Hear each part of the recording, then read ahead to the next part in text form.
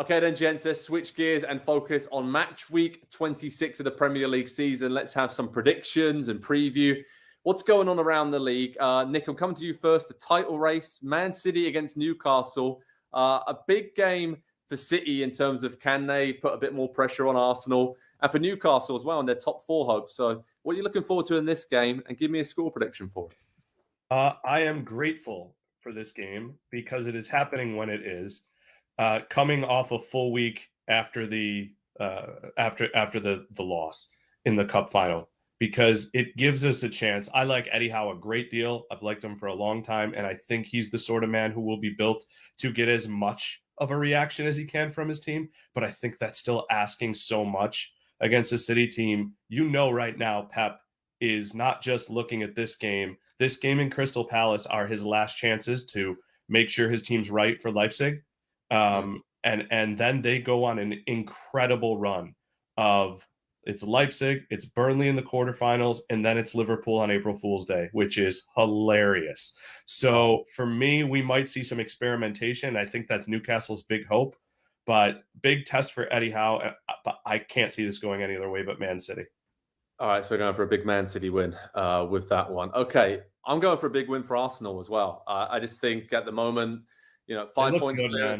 They look good, right? They hammered Everton in midweek, and then they're coming up against Bournemouth this weekend.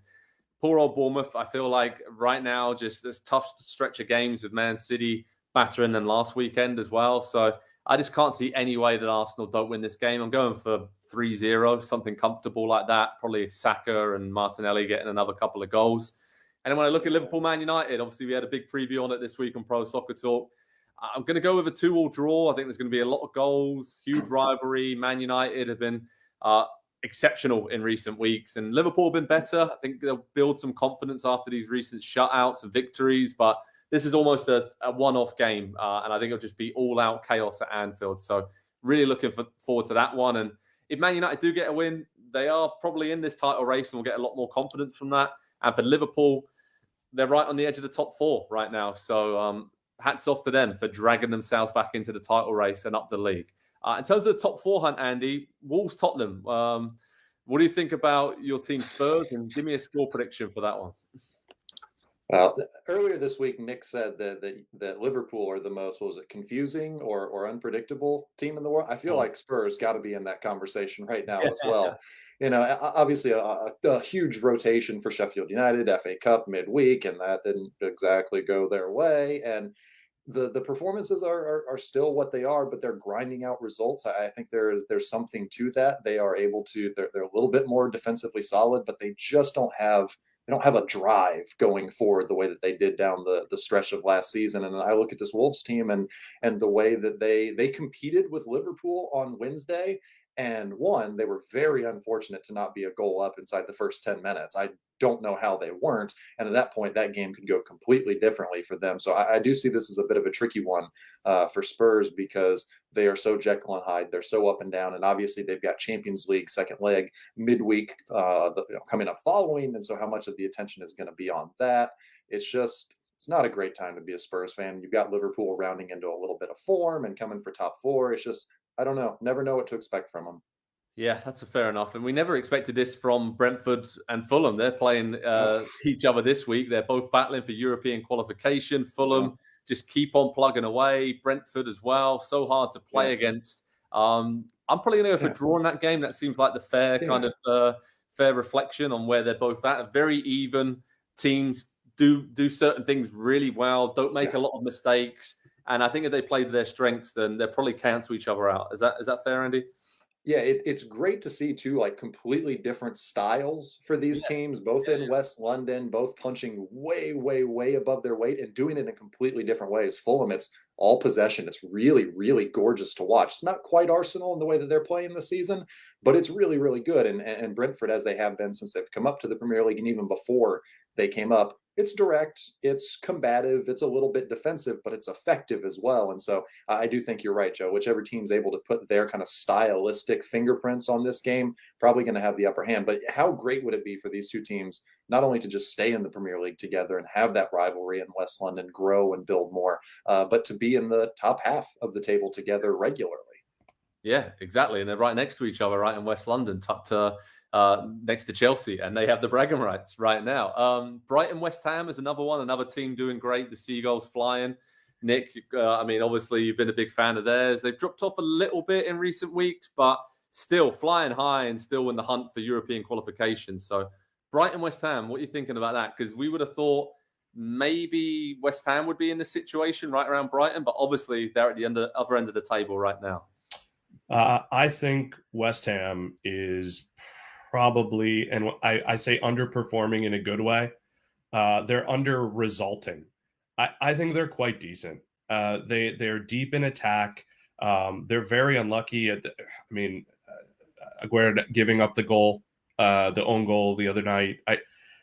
I'm not a David Moyes fan, and he kind of annoys me. I've said that before, but I think he's a good coach. And I think for all the problems that West Ham have had, every time that there's a story, just like when they cut Bilic, it's like, really, like, this guy has restored some order to you and you just think there's better out there. So I think this is a West Ham game. I love Brighton. You know that. I've enjoyed them.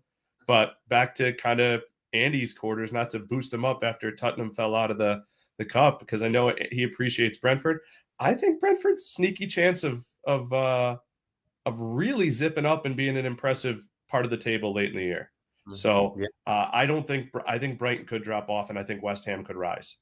Wow, there you go. And probably that would suggest that you think West Ham's going to beat Brighton this weekend. Yes, sorry. Give me a 2-1. Give me 2-1. All right, 2-1 for the Hammers, and probably Danny Ings bagging a brace, right? Let's say that he's back on form. He loves playing against Brighton as well. Relegation scraps. This is not relegation scrap anymore, really. Aston Villa and Crystal Palace are kind of, they're just there in mid-table. I'm going to go for a 1-1 draw with that one, because I think both those teams are not quite good enough to be in the European conversation, but they're okay. They're not going to get sucked into the relegation battle, I don't think. Maybe Palace have slightly more chance of that happening than Villa, but they both have good individuals and are pretty solid and steady defensively. But Southampton against Leicester, Andy, this is a massive game for Saints. Obviously, bottom of the table, but they win this game. They're already 3 points behind Leicester, and they basically drag everyone else back into the relegation battle. And it's getting really interesting at the bottom there. So do you think Saints, they've shown that they're a bit more solid? The FA Cup upset to Grimsby to one side, when that win at Chelsea, and a narrow defeat at Leeds where they couldn't quite figure out whether to go for it or settle for a point. So there's something there for Saints, but Leicester, again, a really funny, weird team. They go on streaks, and right now they're on a bit of a downward spiral. So hard one to call at St Mary's, but needless to say, this is one Saints have to win if they really want to stay in the Premier League. Yeah, there's improvement happening from Saints every other game or every third game, and then that other game or every other 2 games is just abject, and it's difficult to watch, and they seem hopeless. I don't know. They are a very young team, a team that's been trying to be reworked in the middle of the season, which is always difficult to do, especially when you're in a relegation fight. It feels like they should have made all those signings, I don't know, in the summer, and had a full complement of talent for the full season. But to me, this game's about Leicester. Because you're right, Joe. Talk about another unpredictable team. I think 2 weeks ago I wrote Leicester win to walk Brendan Rodgers back from the brink of being fired, parentheses, again. And then they go and they get absolutely demolished by Manchester United. Okay, they're in good form. They lose 1-0 to Arsenal. Okay, they're the leaders in the Premier League. But the momentum that they had started to build a little bit has completely gone. And so it feels like Leicester are one more just really bad result away from kind of quitting on the season. So I could see Southampton getting something from this one. Okay. All right. So maybe we're going edging towards the Saints win for that one. I hope you're right, mate, for my hometown team. They need all the help they can get right now. Nottingham Forest against Everton. Oh, that's got a draw written all over it. I was going to say that. Yeah. I think I've said draw for most of my predictions, but I think Sean Dyche will be happy, sit back deep. Forest are happier sitting back deep, and there's not going to be many goals in that game at all. So maybe a set piece or a counter attack. But I think both teams in their respective battles will look at this as a game they want to win, but don't have to win. It's kind of like a draw's okay, keep each other close enough, and earmark some other games. But Chelsea Leeds is the final game we're going to look at. Nick, I don't know what to make of either of these teams right now. Obviously, Javi Gracia had a big win and is First game against Saints, they weren't impressive, but they were more solid, which is probably what Leeds need to be, given the attacking talents they have. But Chelsea, again, have no idea. Maybe Captain America's coming back to save them. Pulisic's back in training a lot earlier than we thought. But there's reports out there that Potter, if he doesn't win this game and struggles against Dortmund, then they may cut ties with him. I still think that's early. I think you have to write the season off of your Chelsea and have a bit of patience, like Arsenal did with Arteta and Liverpool even did with Klopp at the start of his tenure. But what are your thoughts on Chelsea Leeds and a score prediction for this one? Because I have no idea, mate. Well, the score prediction is really the issue with them. Chelsea has kind of sorted out its back end. They don't score goals. Kai Havertz has been terrible. He's got, I mean, for as good of a player as he is, let me put it that way. Relatively speaking, in the correct position, right? That's the problem. They have never got that number 9. Correct. One goal since January 1st, but he's getting his chances. He's just not in form. He's obviously a terrific player. Much like it's funny, I saw Chelsea linked with Florian Wirtz. It would be a similar type situation. Here's a young guy, physically imposing, completely produces, and I guess he'd be I guess Havertz is Timo Werner version 2, and then Wirtz could be 3. But anyways, Chelsea is making those chances, and that is a question for Potter. But here's why I think Chelsea's due for a big win. I looked at the numbers behind it because I had the Chelsea Leeds preview this week.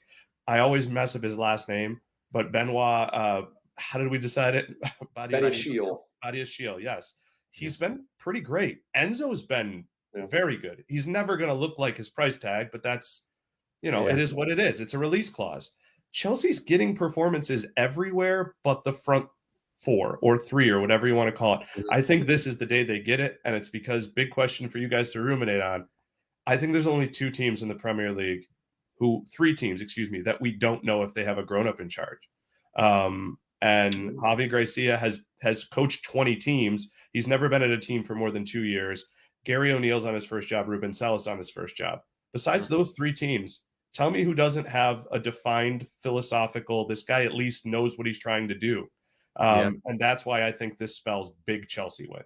Big Chelsea win. All right, there you have it. It's our predictions and our preview of match week 26 in the Premier League. So much to look forward to this weekend. And as you can see at the bottom of the screen, head over to Pro Soccer Talk on NBCSports.com for all the latest how to watch information, preview, team news, live analysis during the game, and of course, video highlights and reaction afterwards. The 3 lads on the screen will have you covered with every single game throughout this weekend and the entire Premier League season.